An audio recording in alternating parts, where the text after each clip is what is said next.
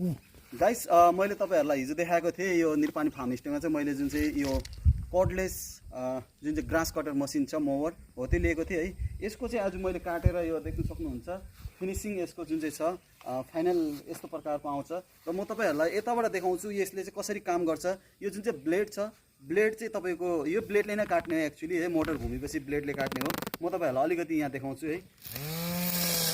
यो लामो जहाँ छ त्यहाँ चाहिँ तपाईले अलिक माथि उचालेर गर्नुपर्छ, बादमा फेरि फिनिशिङमा चाहिँ तपाईले काट्न सक्नुहुन्छ।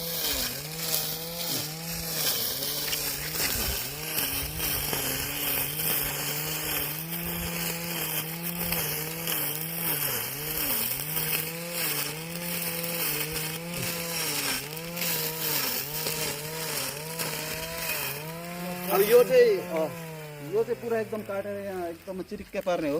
त्यहाँदेखिको बादमा चाहिँ यसलाई चाहिँ गार्डन जतिकै बनाउने हो। अब हेर्दै जाउँ के कस्तो हुँदै जान्छ है।